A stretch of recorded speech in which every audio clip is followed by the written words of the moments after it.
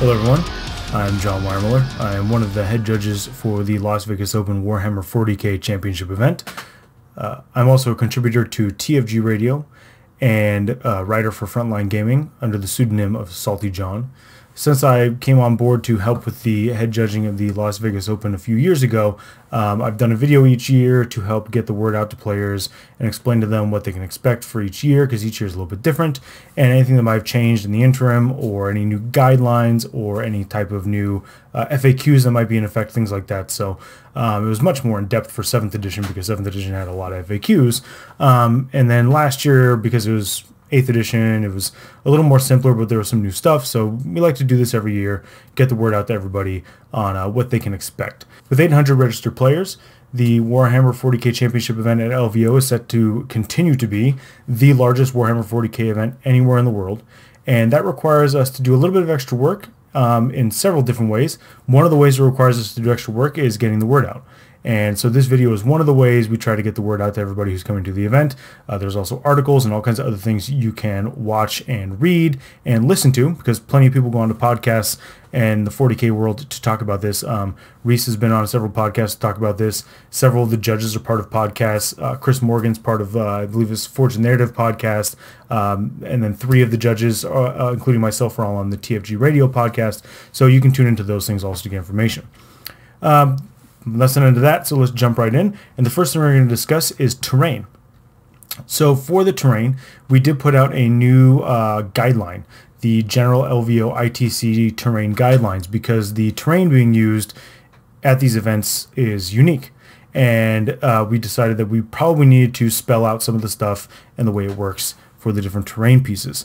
It's a very simple document. There's nothing hidden in there. There's no gotchas. There's nothing to surprise you. It's 819 words. It's 1.5 pages. It's basically just a way for us to get the word out on how we're going to rule things for terrain, because the terrain is unique. One of the things you'll want to do is you want to take this document and you'll want to go and practice with it. If you want to have a good chance at having a deep run, you'll want to get used to this so that you're not surprised by anything. Like I said, there are no surprises in the document itself. It's only 819 words. You can read it, you can play with it, you can understand it. I have faith in you that you can do it, but it does require you to sit down and read it and go through it and look at it. There are no gotchas in there. There's nothing hidden in the 819 words and 1.5 pages. You are more than capable of doing it. I know you can. Go out and test it out and try it out. I really want to thank the contributors to the ITC terrain document. All the LVO head judges helped out, and the ITC head judge group also helped out, as did Reese. Reese did a lot of work also in the crew at FLG. So thanks to those people for helping us all hash it out and get it out to you in a timely manner.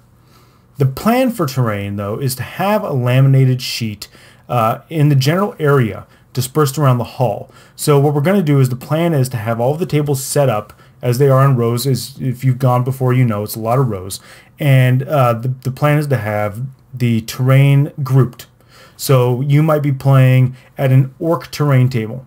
The ITC has this orc terrain. So if you don't know what I'm talking about, you might want to open up your browser, open up a second tab. If you have a second screen, open it up and look through the LVO terrain. That is, or the ITC terrain that's available on the FLG website, and you'll know what I'm talking about. It's unique terrain. So the orc terrain, let's say you're playing on a table that's orc terrain. Well, next to you will probably be an orc table, and also for several down below that, or several to the other side. Or you might be at the end of a row of orc terrain, but the rest of that row is orc terrain, maybe 4 or 5 tables worth. And then in that area, there's going to be a laminated sheet, and that laminated sheet has terrain rules specific for these pieces of terrain. So it's going to be all based on that general guideline I told you. However, that laminated sheet is going to have pictures of the different pieces of terrain and where it's supposed to be on the table, so that you can walk up to a table and see if anybody's moved anything, and you can move it to where it belongs if it needs to be moved around to where it needs to go again. And then it'll also tell you how certain pieces of terrain work in terms of what is an enclosed ruin, because that's a thing in the terrain rules for the LVO and ITC, and what is not an enclosed ruin.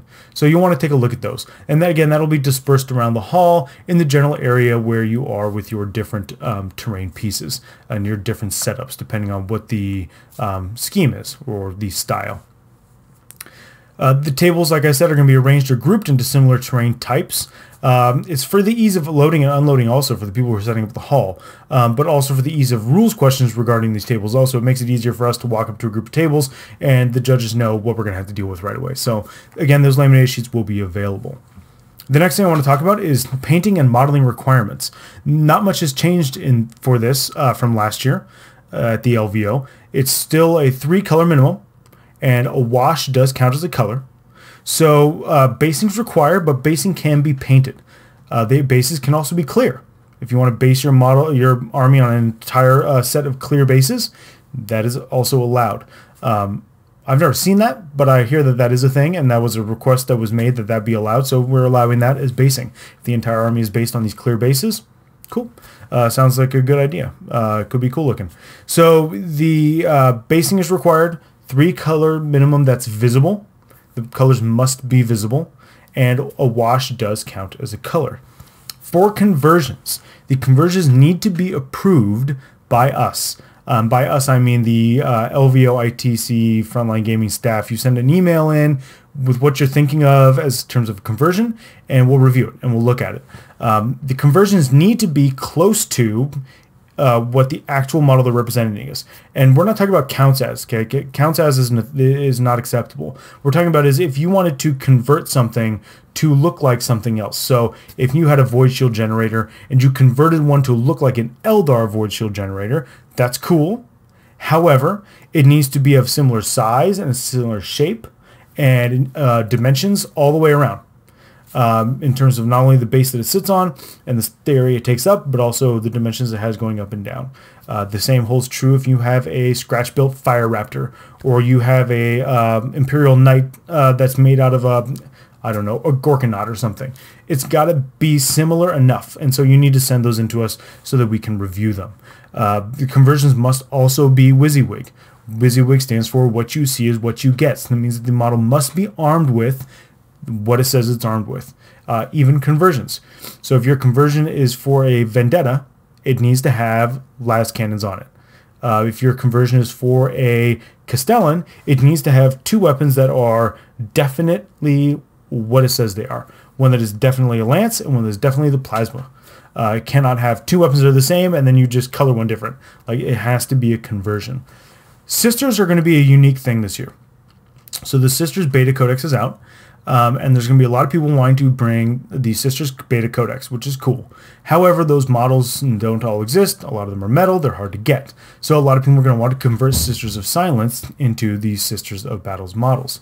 However, there's going to need to be some conversion work done, because a Sister of Battle model is not the same as the Sisters of Silence. They're not the same thing. They don't look the same necessarily. They're not armed the same way.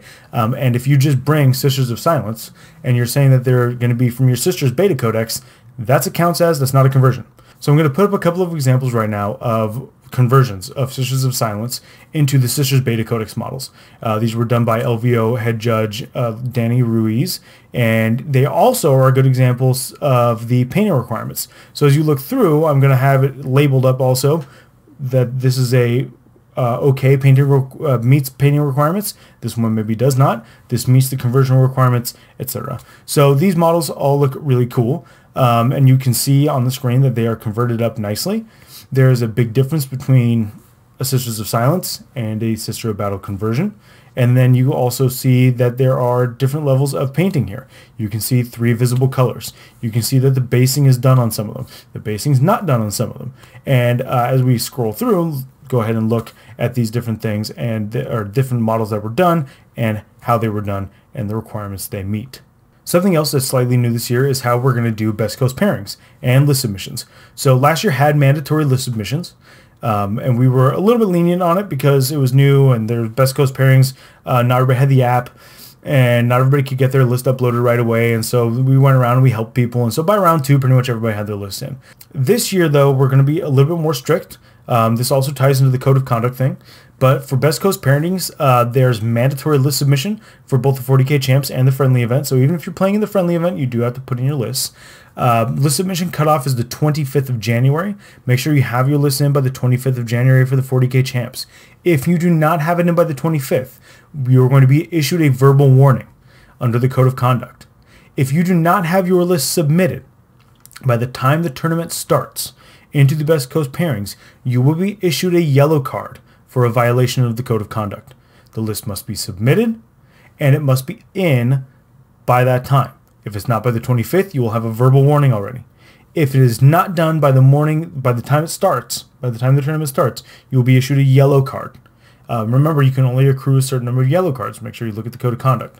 There's also a specific format this year. This was covered in a video by Best Coast Pairings. There's been a couple of articles put up on Frontline Gaming and other places, so go ahead and check those things out. There will be links in the comments and also links in the article. If you're watching this on my Frontline Gaming article, there's links there to those different things and to the other video.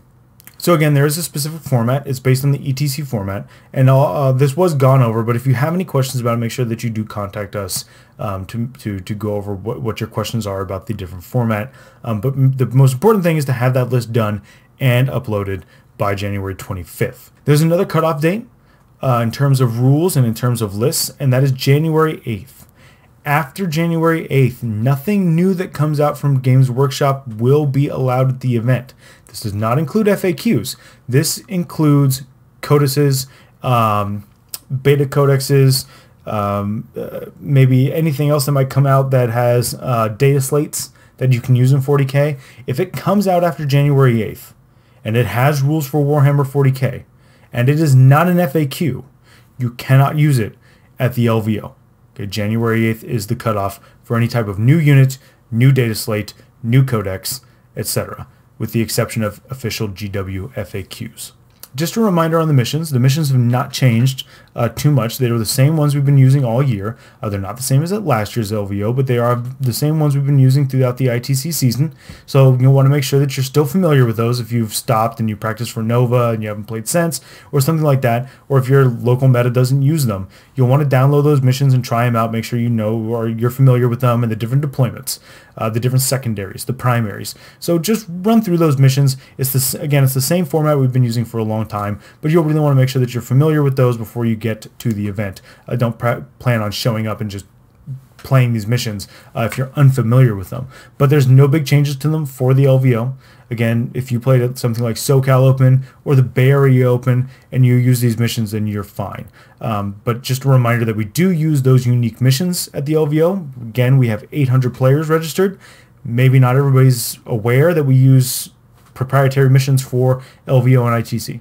So if you're not aware of that, hopefully you're watching this and you are now. Logistics-wise, with 800 people, there's going to have to be a change if there are more than 9 undefeated players at the end of day 2. So if there are 9 or more undefeated players at the end of day 2, what we're going to do is a special 4th round. And what we'll do is the top 4, 1, 2, 3, 4, okay, the top 4 are automatically in for the Sunday top 8. Then there will be a special 4th round playoff bracket between the next 8 players. And they are playing for spots 5, 6, 7, and 8 on Sunday. That 4th round is not for everybody. That is a 4th round that is special just for them. So it's kind of our way of coming up with an elegant answer to a specific problem, which is we could potentially have a lot of people who are undefeated that day, maybe up to 12. I'm not anticipating 12. I would imagine there's maybe 10 and maybe a couple of losses or ties in there. But we didn't want to have a situation where the top 8 were not the only undefeated people. We really wanted to try to have the top 8 be the only undefeated people, or if maybe a loss or somebody with a loss or a tie is in there. But we didn't want to have a situation where we had 11 undefeateds and at the end of day 2, and then, well, sorry to those 3 of you who were undefeated also, but your battle points weren't high enough, so you're not in. So this is kind of our way of making sure that we stick to the idea that we're a Swiss system where we want an undefeated player at the end. So that's our solution to it. So if you're in the running at the end of day 2, and we have more than 8 undefeated players, there will be an extra bracket, an extra round. Sorry, it's not a bracket, it's a round. An extra round, a 4th round played on Saturday. So if you're in the running on Saturday, be prepared. I wouldn't make any big dinner plans if you plan on being in the running for the overall win. If that's your goal, that's your plan, and you're serious about it, just be aware that there's a potential 4th round on Saturday. The next big thing that came up was the Code of Conduct. So there were several problems this year at different tournaments that were sort of well known or broadcast throughout the internet in terms of sportsmanship, in terms of problems with lists, etc., things like that. And to that end, we put together a code of conduct, and a lot of people worked on this. At the bottom of the page on the code of conduct, if you look at it, you might want to pull it up on your screen. Again, if you have an extra screen or you have a double browser or whatever open, you might want to pull it up and take a look at it. This is a longer document than the terrain document, and it was worked on by more than just the people listed as contributors at the end. It wasn't just Reese and myself and the other LVO judges and then the ITC judge group. There's the ITC organizers group on Facebook, which is a private group. It's a closed group for anybody who's a tournament organizer. So if you are a tournament organizer and you run tournaments for the ITC, you'll want to send a message and try to get into that group. We just have to verify that you actually are a TO or a judge, and we let you in. And then you can help contribute, and they helped contribute to this. So the ITC Code of Conduct is a document that's all about how judges and players are supposed to behave at events and what they're supposed to do and what the different repercussions are for breaking the rules. There's also different things in there about the players' conduct, sportsmanship, coming to the table with fidelity, the idea that I come to the table and you come to the table to play a game, and we're going to abide by certain rules within this framework of the social contract in the game. The Code of Conduct is not something that is to be used by players to get gotcha moments on other players. In fact, the very first thing in the Code of Conduct is that an attempt to use the Code of Conduct to gain advantage of the game is considered a foul, and you'll be given a penalty. That is simply not allowed. You can't do that. Players attempting to abuse the Code of Conduct to their advantage will be considered to have committed a foul. It's right there in the Code of Conduct if you look at it right away. So basically the thing is we've had some problems in the past, and so the community, both players and TOs, got together and decided, well, this needs to be addressed, and so we took it on and we addressed it. And that's what this came from. So most players are going to play all through their games at the LVO, and it'll never come up. If we have all 800 players who are registered show up, or if we fill out all 800, even giving the drops in the first day, in that first round, we have all 800, that means there's 400 games of Warhammer 40k being played at once in that hall. I would guess that of the 400 games being played, the Code of Conduct is not going to come up in the vast majority of them. I would think maybe 7 or 8 tables. And that's just from previous experience at the event. Helping to run the event, maybe 7 or 8 tables had problems like this around out of hundreds of games being played. So this is something you should read. You should definitely read through the Code of Conduct, but don't expect it to necessarily come up in your game. Again, this is going to be for players who are really expecting to go the distance, and it's also going to be for players who maybe have had problems in the past with stuff like this, whether through faults of their own or faults of their opponents or whatever, just for you to be aware of. It is there to protect you as the player from having a terrible experience. It's also there as a judge to help us adjudicate any problems that might arise in your game or arise at the event. So I suggest you read through it. Again, this is not something that's going to happen or be brought up in the vast majority of games. It simply isn't. But it is something that we needed. It was something that needed to be put into place. And an event as large as the LVO is definitely something that's absolutely necessary for us to have at our disposal. So with that said, I'm going to go over some basic FAQs. So these are things that have come up over and over and over again. That have come to us in emails over and again, or that we see on different Facebook groups over and over. You'll see a lot of these same questions come up, and they're usually answered pretty well. But we're going to go ahead and cover them here just to make sure that everybody kind of has access to that information. Not everybody's part of Comp 40K on Facebook. Not everybody's a part of the different groups that are around. Not everybody's a member of DACA or whatever. So you're not all members of these communities on the internet, but hopefully if you're going to the LVO, you're watching this video. So the first thing I'm going to cover is warp time and the dark matter crystal. You cannot use warp time on a unit that has been subject to the dark matter crystal that turn. That's just the ruling. The orc index units do not get the DACA rule. So if you're playing orcs and you are running something from the orc index, they don't get the DACA rule.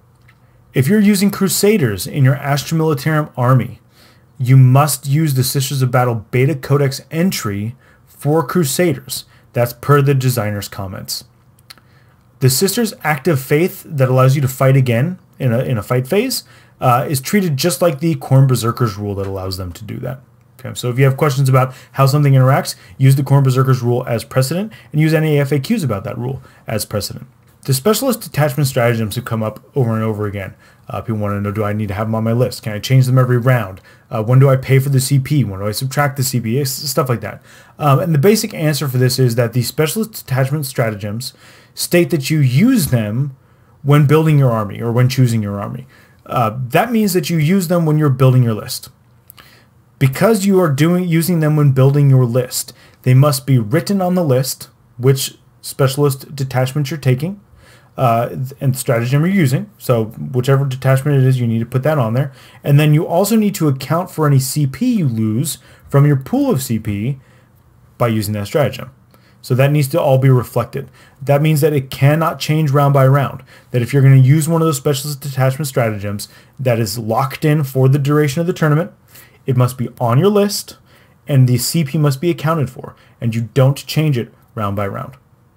If you have other questions, other FAQ type questions that you want to know about, or the terrain questions, etc., you'll want to send those over to Frontline Gaming. There is a email address to send them to that for questions. It's up on the site, so you can go ahead and go there, and that's where you can go do that. You can also ask in the various Facebook groups if you want to. Several of the judges are part of the various Facebook groups. We try to go in when we get close to the LVO like this, and you'll sometimes see us pop in and give an official ruling for the LVO specifically, if it's a contentious enough problem or question, or if it's not being answered correctly by the community. Several of the Facebook pages are really good about that, answering them correctly, and so we don't jump in. But sometimes we will as we get this close. Okay, well, that about wraps things up. I'll see you in a few weeks at the LVO. Be sure to drop by the judges table and say hi and tell us what you like about the tournament, how you think we can improve things for next year, that kind of stuff. We love the feedback. If you have any more questions, again, reach out to Frontline Gaming or the judging or the judging team will get back to you about things on conversions or painting or rules questions. So somebody will answer your question, hopefully, before the LVO. It depends on the number of questions we get, obviously, but we try to get through as many as possible. We're constantly answering them basically every day. We're answering about 3 or 4. So if you've got them, send them along. We'll get it back to you as soon as we can. Thank you for watching my little PSA from the other LVO head judges. And on behalf of the other judges and myself, I want to thank you for coming to the 2019 Las Vegas Open and helping to make it the greatest Warhammer 40K event on Earth. See you in a couple weeks.